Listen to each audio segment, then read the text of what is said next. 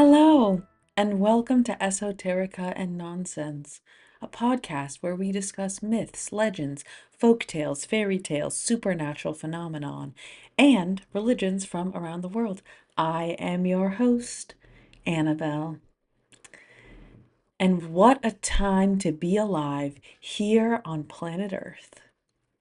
Truly, what a time. Do you ever feel like you're not from here and you're an alien from another galaxy and you're just here visiting? Because I feel like that every minute of every day. And I know that to be true. I learned this interesting idea, and perhaps I've talked about this before. The idea that because time does not exist, and because our consciousness is unfathomable, that a single person could actually be living within different lifetimes at the same time. Now, granted, I think this is true for everyone because time does not exist. But what I've heard, I heard this from Dolores Cannon, which I actually should do an episode on her. Um, but she had hypnotized somebody and was interviewing their subconscious. And they were talking about this idea that there are certain lives that require more consciousness than others. And so there are some people in human form who this could be like a side gig. Like basically they could be like an alien or like in some other universe living a full life, and then while they're sleeping they could just be human. Does that make any sense? But I'm bringing this up because recently I have really felt that to be so true. I feel that to be so true. And this is just my PSA to everyone to remind you that time is not what it seems. Reality is not what it seems. The owls are not what they seem. Truly, though, what is time? What is reality? Obviously, I think being a human on planet Earth in this time can be really stressful. There are wars, there are genocides, there's human exploitation, animal exploitation, plant exploitation. We're really hurting our beautiful planet. There are so many factors, and just having to pay rent. There are so many factors that go into our daily brain power and what we're thinking about and where we're putting our energy. But I'm just here to remind you that you are an interdimensional being that transcends time and space. And where you put your psychic energy matters. You can literally create realities and bend time and space. So, this is just your reminder to not take things too seriously and really focus more of your energy in the things that you want. For example, I want to put my psychic energy into paradise like scenarios. I want to be in areas with fresh water and oceans and jungles and weird freaky flowers. I want to be around puppies and kittens. I want to put my psychic energy into building a world like that, living a life like that. How fun is that? Eating yummy foods. I want to be astral projecting. I want to be traveling the multiverse with puppies. You know? That's where I'm going to put my psychic energy. And speaking of psychic energy, today we are covering the legendary, the mega powerful spider. I'm so excited. Spiders are so magical and they're so mega powerful. And before we start, I do want to share a little tidbit about the It series because obviously, in the last whatever 10 years, it had a huge resurgence in the zeitgeist. They remade the movies, and now there's like another like a Dairy Maine show coming out. I don't know if you guys know about this. Who cares? Whatever. I have read the book It, And unsurprisingly, the book is so much better than the movies, especially the new movies, which I think did a terrible job, but I'm getting off topic. One thing I love about Stephen King is I really feel like he channels some of his stories, and they do come from very deep places that, I don't know, they're Lovecraftian. It really feels like he's channeling. But in the book um, at a certain point, they discover that this creature, which we call Pennywise, is not actually a human. And obviously, Pennywise is not a human, but it's a primordial Lovecraftian creature. It's a primordial demon from the human perspective. It's a demon. And it came to Earth long before humans existed. And it's interdimensional. And Stephen King describes this creature that if it was to take on any form, it would be a spider, but it's formless. It lives between dimensions. And like, I'm bringing this up because I love this description of this creature. And this is how I see spiders. I see spiders as entities from other realms. I see them almost how I see cats. I see them as entities that can straddle between realms, that exist between realms. And then one more fun fact. Spiders, when often, depending on which breed, uh, spiders is a species, right? So like, yeah, which breed? I'm gonna use breed, like dogs. Correct me in the comments. But depending on which breed of spider, their babies are incredibly small. When spiders are born, they are like teeny, teeny, tiny, and some of them can be like so small. And because they are not warm-blooded, they are so small that they can actually get trapped in wind currents and get pulled up into the jet stream. So some spiders can actually go and travel between continents in the jet stream, sometimes for years at a time, and then land back on Earth in a different continent from where it was born. And so some people theorize, and I love this theory, that if they can exist at freezing temperatures and survive, then theoretically they could survive in space in this baby form. And then after years and years and years, land on another planet. So this is like a crazy fringe theory, but I love this theory, this idea that spiders are aliens. Now, I'm just planting that seed in your mind. We're going to get into the depths of their symbols, their meanings, and how they've affected the ancient world and thus the modern world. Buckle up, babe. Let's begin. From the corner of every room, from the silence between dimensions, the spider waits, still, deliberate, timeless. She is the architect of the unseen, the weaver of fate, the mother of creation and destruction. Across cultures, across time periods, the spider's web has symbolized both destiny and divinity, an invisible lattice connecting all living things.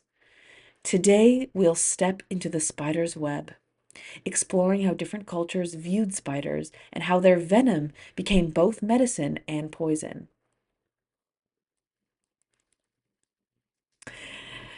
So, spiders are among humanity's oldest symbols, specifically the spider's web. It is truly a living mandala.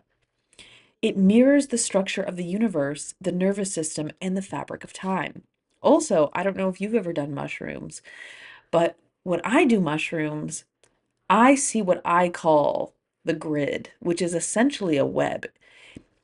It's as if all of reality has no borders.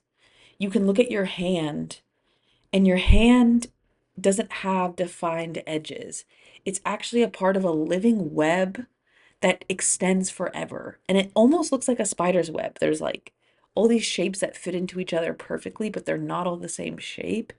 And it's just like this never-ending pattern. And you see the pattern in all things. It's a very calculated pattern, like a web. So I'm just throwing that out there because I can confirm time and space is a web. In ancient Egypt, the spider was linked to Neith, the goddess of weaving, creation, and war. Neith was said to weave the world upon her loom, birthing existence through threads of light and shadow. To the Egyptians, the spider symbolized the weaving of fate, creation out of chaos, a theme that echoes through nearly every spider myth worldwide. Are we surprised? No, we are not surprised. Also, in Greece, there is the iconic Arachne, which is where we get this term arachnid. Arachne was a mortal weaver who challenged Athena. When Arachne's tapestry outshone the goddess's Athena, Athena destroyed her tapestry and Arachne herself. Out of shame and divine fury, Arachne hanged herself, but Athena transformed her into a spider so that she could weave forever. Thus, the spider became the eternal artist, punished yet immortal, a reminder of both hubris and divine creativity. And in the West African tradition, the spider is depicted as Anansi, the trickster god. Anansi, who carried all the world's wisdom in a pot. Anansi often represents the cunning intelligence, the storyteller, and the teacher through trickery, the keeper of ancestral knowledge. Through Anansi's webs, he connected humanity to the wisdom of the gods, just as a spider connects each thread to its center. Interestingly, Anansi is depicted as being a trickster. However, I've heard a lot of Anansi tales, and I will tell some Anansi stories coming up. But I do think my biggest takeaways from stories of Anansis is actually teaching you cunningness, teaching you intelligent thinking.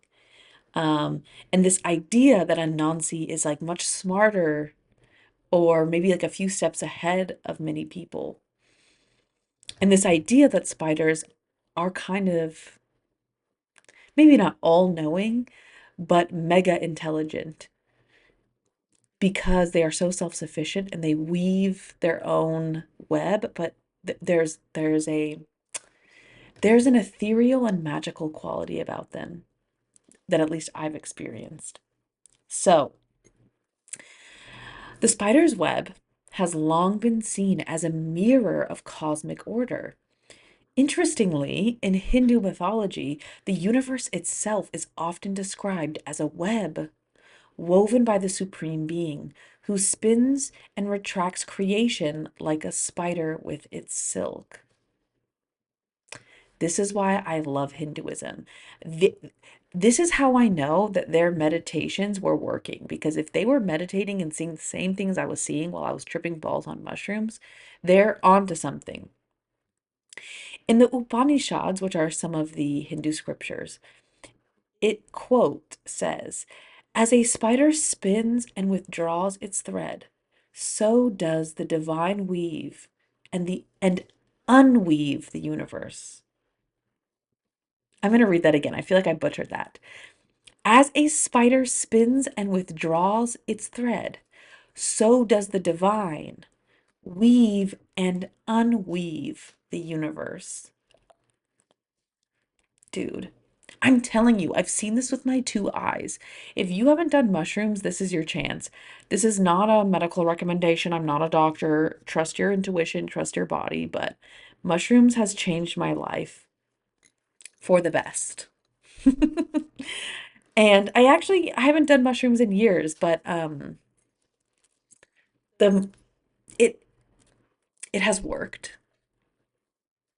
Let's just say that the girls have it's worked and it's been fully integrated, life changing. So, also another iconic spider deity is the Spider Woman from the Navajo cosmology. I am going to attempt to say her name, and I know I'm saying it wrong, but she is known as Naashje Azda. She taught humans how to weave, not merely as craft, but as spiritual alignment. Weaving is spiritual alignment. Do you hear that? Each thread symbolizes harmony and the interconnectedness of all beings. Her web was the pattern of creation itself. Yes. And I feel like I've talked about this before, but this idea that reality is a tapestry. This is to me is like the most straightforward analogy of time and space itself, because if you think about it, each one of us is a single thread, or even more than that, each one of us with all of our past lives and future lives creates a thread, because as we know, a thread is actually a woven fiber of all these singular fibers woven together. And then from there, a tapestry is created with all of these interlacing patterns. And that is literally time and space.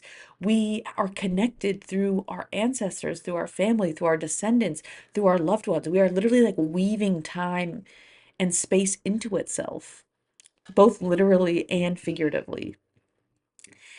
It also reminds me of the Greek fates. The fates are also weavers, and they are weaving time. Like what? Like and just to highlight how magical spiders are, what other animal creates an endless web from their bodies?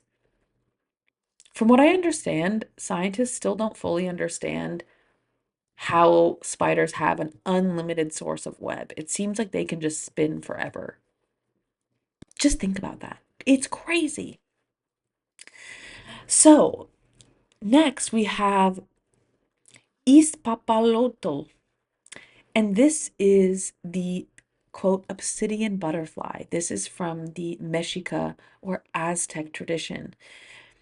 And this spider is sometimes depicted either with spider traits, and she is considered a goddess of both fertility and sacrifice, and sometimes with butterfly traits. So there's like a butterfly spider crossover. In the Mexica tradition, spiders embodied the cycle of life and death, weaving worlds and cutting them down when their time ended. This idea of spiders being an overlord, this is very Lovecraftian, if you ask me. And then, interestingly, in Japan, there is Jorōgumo, who is known as the spider bride or the binding bride. She is a seductive spirit who lures travelers with her beauty and then traps them within her silk. Her myth warns of the seductive dangers of illusion and being ensnared by her own desires. Honestly, just hearing about that, this feels a little bit like men demonizing women. I'm personally triggered. I'm gonna coming up go deeper into some of these myths, but I do want to talk a little bit about spider venom and how that has played a part in the cultivation of medicine and in our fear of spiders. But first, let's take a quick break. Esoterica and Nonsense wants to hear from you. We have listener episodes coming, and I want to tell your story. Maybe you've had a really freaky dream. Maybe you had some crazy religious experience. Maybe you grew up in a cult. Maybe you actually just have some random stories that your grandma used to tell you growing up. Maybe you just want to share something random with me. The floodgates are open. Please email in your story at esotericaandnonsense@gmail.com. Any story that comes to your mind, I want to hear it, even if you just want to say hi. We love that. We are all for it. And get ready for some listener episodes coming soon. So, Surprisingly, or at least surprisingly for me, spiders have actually been used in medicinal practices for thousands of years. In ancient Egypt, a lot of medical professionals would use spiders in ointments and in tinctures. They would often crush spiders with herbs to treat boils, skin infections, and inflammation. Interestingly, also, they would use the spider's silk to dress wounds because they believed that they would help the wounds heal faster. Egyptians also saw the spider venoms as controlled sacred poisons, and they were powerful if wielded by priests and physicians. In ancient Greece and Rome, Pliny the Elder mentioned spiders in pharmacology texts. They would be used for treatments such as they would have powdered spider bodies as antivenoms. They would use spider webs for binding wounds and stopping bleeding. And they suspended spiders worn as amulets for fevers and epilepsy. What? And again, they were using spider silks as wound dressings. They would press spider webs onto wounds like natural bandages. And interestingly, it has been proven today that spider webs have antimicrobial peptides that do help prevent infection. Like what? Also, in medieval and Renaissance Europe, spiders were used for toothache relief. They had a spider sealed in walnut and placed near somebody's gums, which is fucking bizarre. They also had what were called fever charms, where they had spiders in linen pouches that they would wear around their neck. This obviously seems to come from the ancient Greece concept of wearing an amulet, a spider amulet during a fever.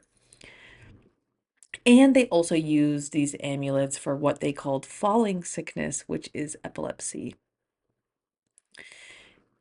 Another kind of like creepy but interesting thing is that in medieval Europe, they would use spiders for like everyday spell crafting. So, for example, they would put a spider inside eggshells or butter and they would put it on their skin, believing that it would make them more beautiful. And they would often crush spiders and put them in tinctures and herbal mixtures for just local folk sorcery. The other thing that kind of blew my mind is that sometimes in medieval Europe, they would actually take a spider's silk and use it to stitch a wound, which kind of blows my mind. I have no idea how you would thread a spider's silk through a needle, but this is alleged. Then in Italy, between the 14th and 18th centuries, they believed the bite of a tarantula spider would cause melancholy, trembling, hysteria, and a stuck life force.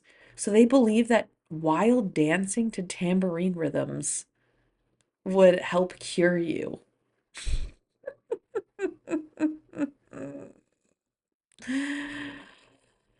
This is so interesting. But because people would basically ecstatic dance to like get the spider venom out of them, they associated spider bites with trances, exorcisms, somatic release, and just general ecstatic states. Because essentially people are like dancing the venom out. So I found this to be really, really interesting. This idea that like spiders are intoxicants. In the Americas, specifically in the Navajo and Pueblo traditions, the Spider Woman was invoked during spiritual healings as a balance of time and space because she was the weaver. So she was a balancing entity. And also, spider webs were used symbolically to catch sickness or bad dreams. So these ideas of dream catchers are inspired by spider webs. In the Amazonian tribes, venom was sometimes used in arrow poisons, and small ritual doses were used for strengthening warriors, basically to trip balls. In some parts of Western Africa, Spiders were tied to medicine, but specifically wisdom. And they would often use healing amulets with spider motifs or spider silk embedded in them. I just, I find this so interesting because obviously in our modern era, medicine has become so sterile. And even though all medicine is either derived from or a artificial copy of plant medicine or natural medicine, that is so separated from our common knowledge. When we think of all these pressed pills, they're just white, blue, red pills that we have no connection to. And a lot of these medications are just a mixture of plants or a synthetic replication of these plants. And I think we forget that for thousands of years, our ancestors were making their own medicines. And it just never occurred to me that spiders would be used either as medicine or as a way to become intoxicated. It's so fascinating to me. And perhaps just thinking about this trope of spiders being associated with women and kind of like a trickster woman or even like a darkness, like a villainous woman. I do feel like this kind of brings me back to this trope of the church being terrified of women and being terrified of a sexual woman or being terrified of a witch, because it seems that in almost every culture spiders are associated with magic. They're associated with weaving time and space, and they are associated usually with femininity. And these are all the things the Catholic Church cannot stand. So let's get into some folk tales. I'm going to tell you some stories. It's story time. So this is time for you to make some tea and get settled. So, of course, we will begin with the most famous, Anansi.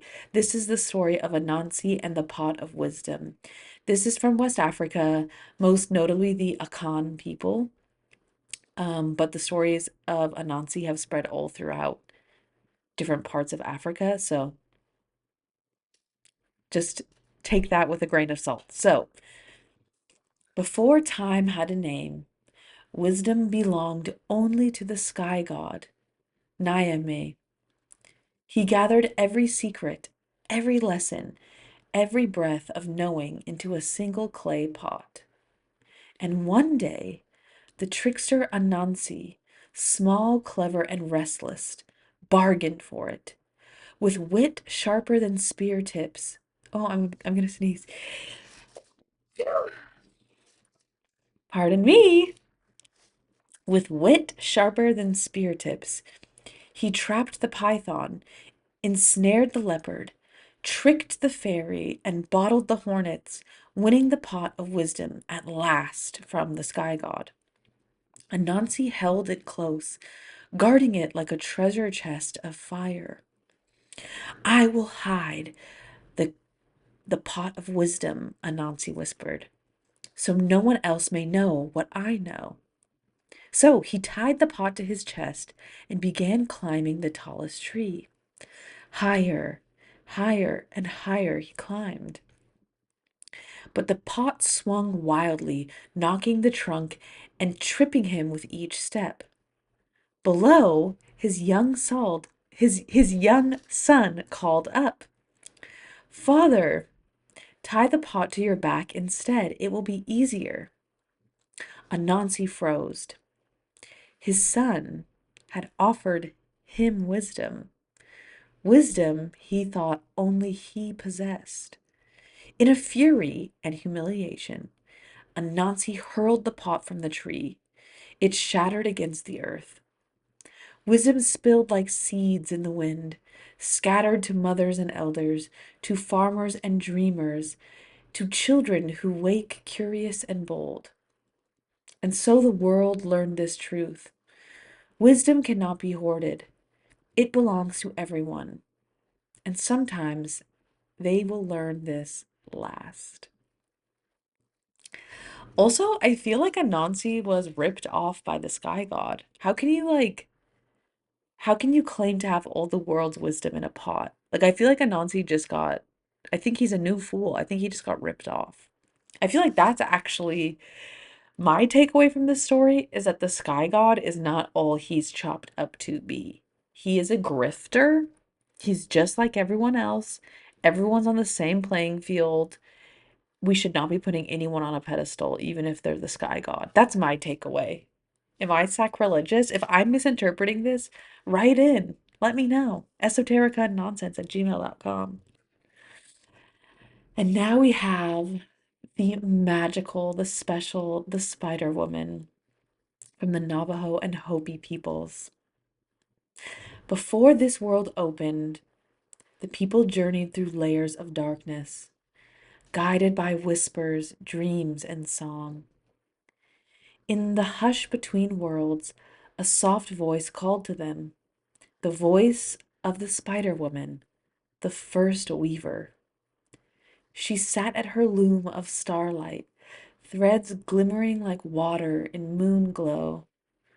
With patient fingers, she spun the pattern of existence, a web stretching across time. I'm gonna cry. When the first people emerged into the light of this world, they were confused, overwhelmed, and trembling with newness. Spider Woman appeared to them, gentle as dawn. Follow my thread, she said, and you will never be lost. She taught them to weave, not just blankets or rugs, but relationships, community, balance. Each thread was a prayer, each knot a promise. To honor her, weavers leave tiny openings in their work, a spirit doorway where blessings may enter and illusions may slip away. Every web in the desert glitters with her memory, and every act of creation, a song, a stitch, a breath, is her teaching made visible. For Spider Woman did not merely weave cloth, she wove the world and taught humankind to weave destiny in return. That was so beautiful. That part where it says, she sat at her loom of starlight, threads glimmering like water in moon glow. That is so beautiful. And it reminds me of this song that I grew up hearing at my summer camp, and it's called Seven Golden Daffodils. And it's a love song. Um, it's a love song written to a girl, and the idea of the song is that this man is very poor, but he can show her all these beautiful things and he can give her seven daffodils. And it's a beautiful song. There's a part where he says, I do not have a fortune to buy you pretty things, but I can weave you moonbeams for necklaces and rings. I love this. I also love these visuals. I'm such a visual person. And I know it's true. I know that we can create reality with our thoughts. I know that we change reality with our assumptions and with what we think. But I love this visual aid of weaving reality with these threads that look like water in moon glow. They're invisible, almost invisible, but our beliefs are magical threads that are weaving time and space. That is so lovely. Next up, we have Jorōgumo, who is the Japanese goddess, the goddess of silk seduction. This also reminds me, this Silk, if you don't know, is an amazing band. And I just feel like after you listen to this episode, you should go listen to the Freak Me album by Silk. So, this is a story from the Edo era of Japan, and the goddess Jorōgumo. So, near Jordan Falls in Izu, the air carries secrets. Mist curls like ghost breath, and travelers once spoke of a woman who lived there in the waterfall, beautiful beyond reason, soft voiced, and graceful as rain. Oh my God. I want to be, can you guys, I want somebody to call me graceful as rain. That is so hot. Men would meet her on the forest path and struck silent by her eyes. She would lead them to the sound of falling water, whispering promises sweeter than sake and silk. Ugh, this is so hot. I'm turned on.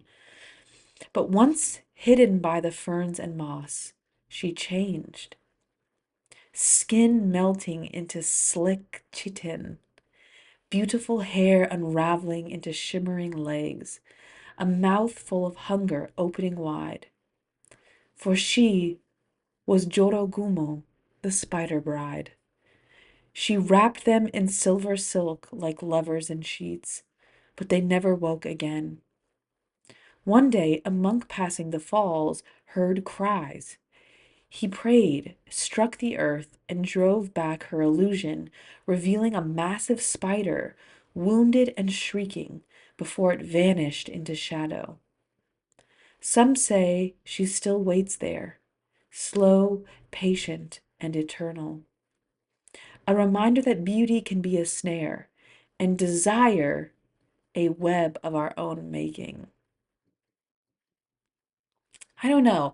Maybe I'm just sexist, but I'm seeing her as that girl. Like, if she's a giant primordial spider from another dimension, she needs to eat too. She's just eating men. I get it. I get it as people, we don't want to be eaten, and that's totally makes sense to me. But like we hunt animals, like why is she not allowed to hunt? And if one of her forms happens to be a totally gorgeous goddess, I mean, I don't hate her for that. I love her. I'm a fan of Jorōgumo. I have nothing wrong with her. I'm obsessed with her. I feel like we would need to change this narrative. Like just because something eats humans, like doesn't necessarily make them evil. She's just a creature. She's just an interdimensional baddie of mystery who happens to be gorgeous and happens to be a spider entity. Like what's wrong? Like what crime has she committed? How is she a symbol of fear? No, no, no. No, no, no. No. No. No. I'm sorry, no. This pisses me off. We need to change this narrative. I'm obsessed with Jorōgumo. She's my queen. She is my girl. She's a shape-shifting interdimensional spider goddess who eats men. What else do you want? Like, what else could you want from a woman? That's everything I want from a woman. Also, this is kind of reminding me of this hair monster. Let me see if this is the same.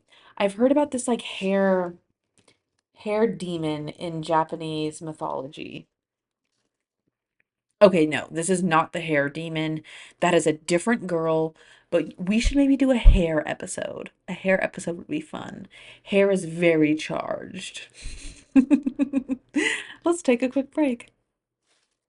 Are you a fan of the podcast and want everyone to know? Well, guess what? We have merch live. There are sweatshirts, t-shirts, tank tops, water bottles, stickers, all kinds of things. There's also some other like random fun things of my personal art.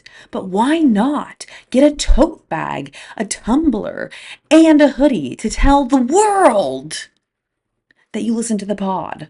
Check it out. There's a link in the description of this video and a link in the description of my podcast and channel. Check me out, babe. For some reason, I like feel guilty right now because just for the record, I do love spiders and I think they are so mystical and so magical and I have so much respect for them, but I do fear them. Little ones not so much, but like bigger spiders, they like give me the creeps. And but I like love them. They deserve to live. They just like freak me the fuck out. And I have to tell you this story. In retrospect, I'm not proud of this story, but this story is like crazy. It really is. This is a crazy story. So when I was like a little kid, I'm talking like a toddler, I had this like really bizarre, irrational fear that um my poop would turn into a tarantula. I have no idea where I got this idea, but like somehow I thought of it. I thought of this one time when I was a toddler, and then it just started coming back. Like every time I would poop, I would just think about my poop turning into a tarantula and crawling on my butt, and it freaked me out. So when I was really little, I would poop really fast, and then I would stand up to make sure my poop didn't turn into a tarantula. And it never did, thank God. And like I said, this is when I was like 3, 4. Fast forward, when I was 19, I was traveling through India and Nepal. And when I was in Nepal, I was staying in this house for like 2 weeks, and it was like a spider cemetery. Like there was spider legs everywhere. Like people had clearly killed spiders in this bathroom, and just there was evidence everywhere. And the spiders in this part of Nepal were huge. They were like the size of like a crab. Um, if you're not watching the video, you can't see my hands, but with their legs spread, they were like the size of, what size is this? Like maybe a mega water, like maybe a Nalgene. Maybe like a classic standard like liter water bottle, that has like the not the abdomen, but the abdomen with its legs spread was like the size of like the diameter of a Nalgene. Is that a helpful description? So there's all these fucking spider legs everywhere. Gross. But I hadn't seen any living spiders in the bathroom, so I just kept it pushing. No big deal. So one day, I was getting ready to poop. And right before I sat down, I noticed that there was a spider leg underneath the toilet seat. Like towards the back of the toilet seat where the hinges are. There was just like a little bit of a spider leg. But there were spider legs everywhere, so I didn't really care. I pooped, and then I stood up, and I just couldn't stop thinking about that spider leg. And I thought, how crazy would it be if that was actually a spider underneath the toilet seat? That would be so. And so I had to look. It was eating me up. So I lifted the toilet seat, and it was a living spider. It was a huge ass fucking spider. It was black. It was massive, and it was under the toilet seat. Just like basically my butt had just been half an inch away from it. I was not pleased. So I didn't want to kill it, but I like got some water and I splashed it because I was like, just get off the toilet. Bitch, this spider went into the fucking toilet. So I was like, it's in the toilet bowl. I had already flushed, by the way, so my poop wasn't in there. It was just a spider in the toilet. So I was like, you know what? Fuck it. I'm just gonna flush the toilet. I flushed the toilet, and this spider crawled upstream, up the porcelain fucking bowl, and into like some hidden crevice inside the toilet bowl. Like it had gone under the lip where the water comes down. If I flushed again, the spider was in there. It didn't move. I was horrified. Fine. Okay, I let it go. The next time I needed to use the bathroom, I go in there and the spider is fucking in the toilet bowl. It's just like living inside the toilet. So I flushed it again. This spider fucking crawled upstream. I've never seen anything like it. This spider was in the porcelain toilet, crawling up fucking stream while the water was going. It was horrific. So finally, luckily in this bathroom, we had two toilets. We had a Western toilet and an Eastern toilet. So I was using the Eastern toilet. I was like pooping in the floor. Fine, who cares? But it was really unsettling because literally I was next to the toilet and I could see the spider like crawling around in there. And it was like, it was just not happening. It was just so unsettling, dude. It was so crazy.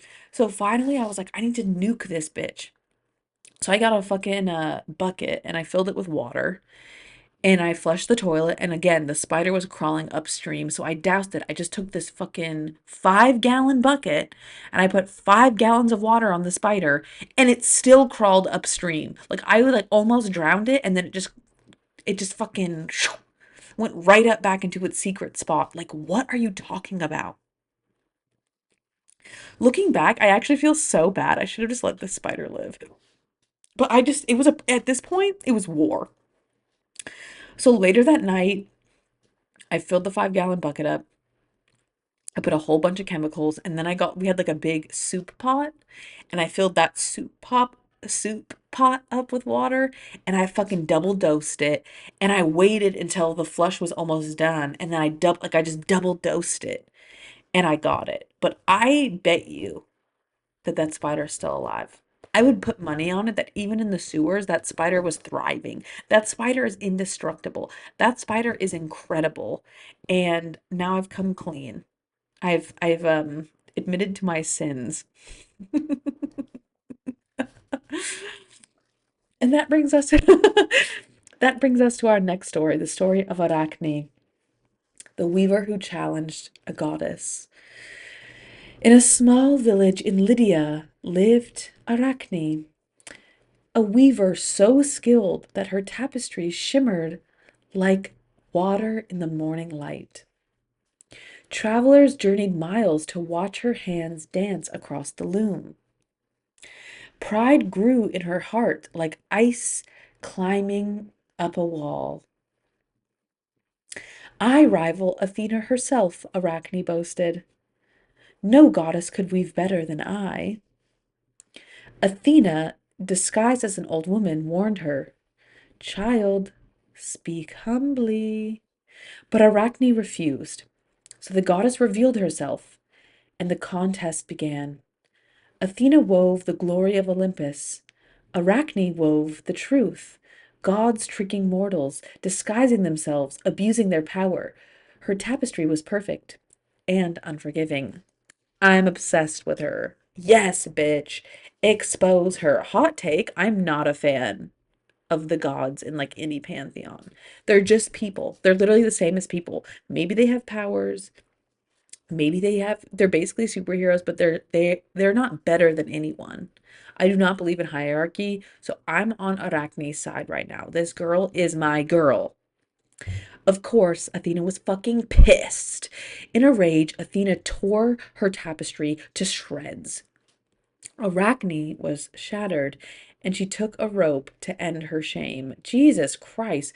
This, like, okay, obviously these are myths, but sometimes when I read these myths, I feel like there's like parts that feel true and then parts that feel sensationalized by the storytellers or by like the powers that be. I don't believe that Arachne wanted to kill herself. I bet you that Athena killed her and then felt bad.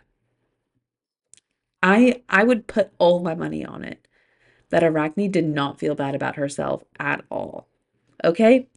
But Athena touched the rope that Arachne hung herself from and transformed it into silk. Arachne's body shrank, fingers thinning into delicate legs.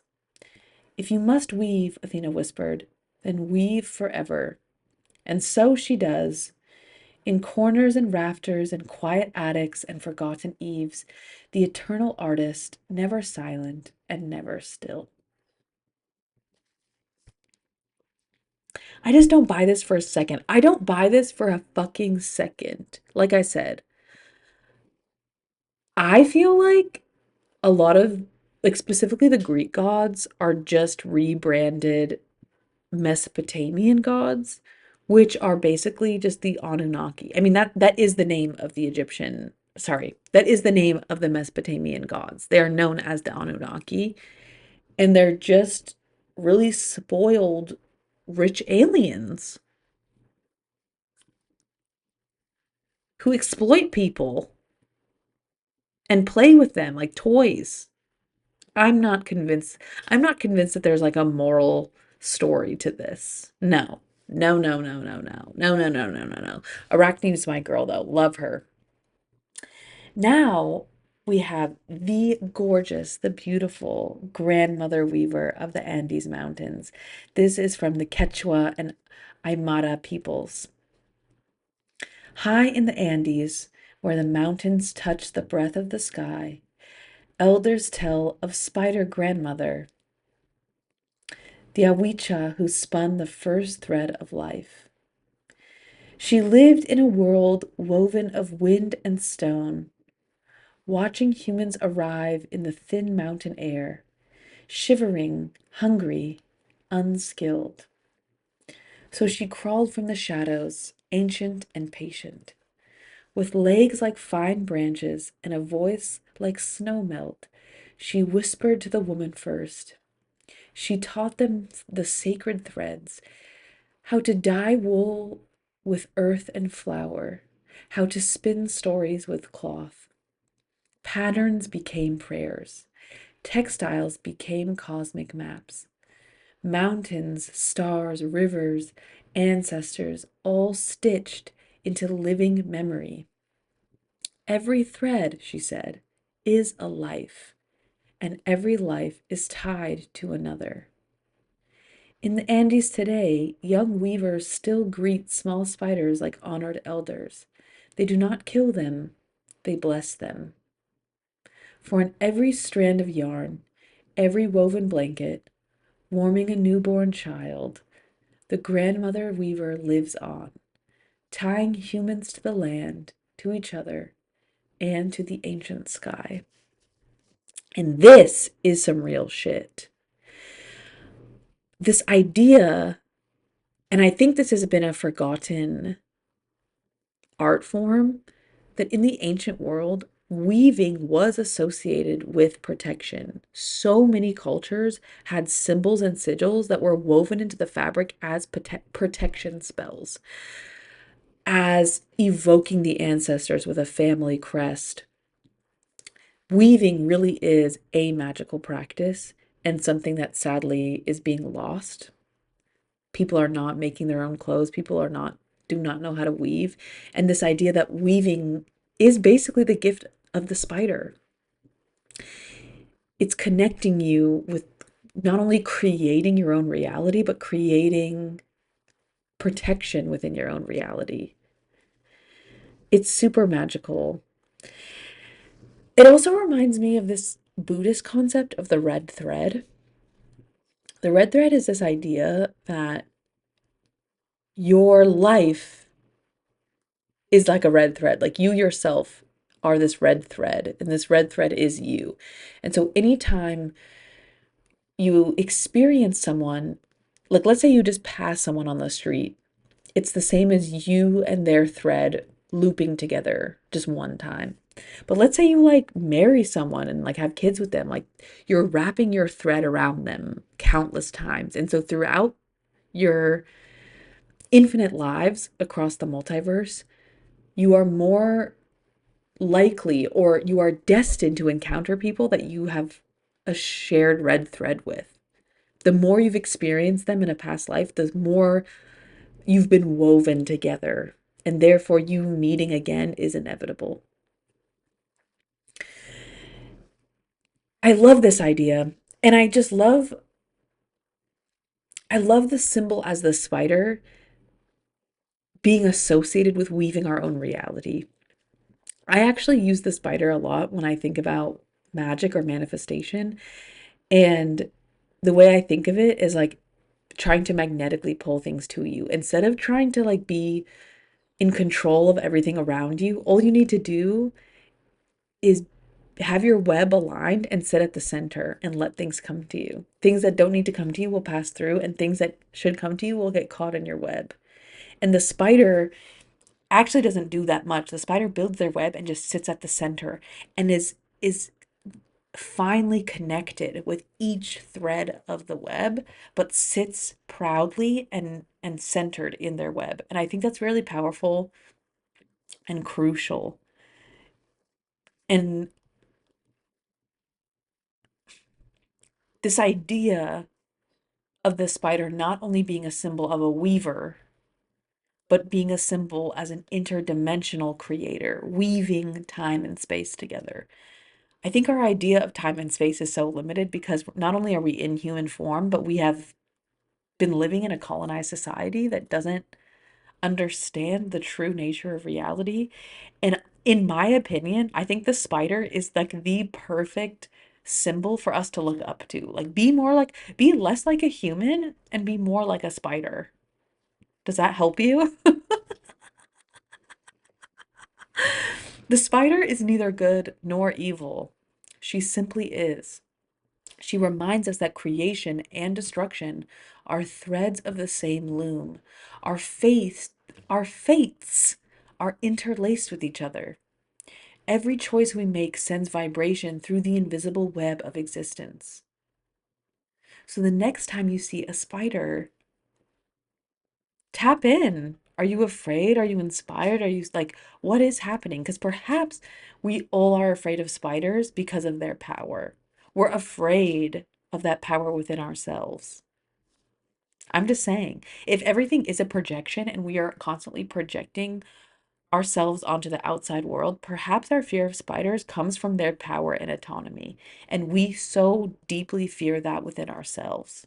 We've been trained to constantly put ourselves down, not believe in ourselves, think little of ourselves, especially in our human form. And the spider is the exact opposite. They're so much smaller than us and they exude power. They exude sexuality somehow. They exude creation. And perhaps that's something we fear most within ourselves. But for why? You're amazing. You don't need to be afraid of your power. You don't need to be afraid of your ability to create. Lean in, babe. Thank you so much for listening. I appreciate you. You are incredible, and we need more kind human beings on planet Earth like you. So keep it up, babe. Over and out.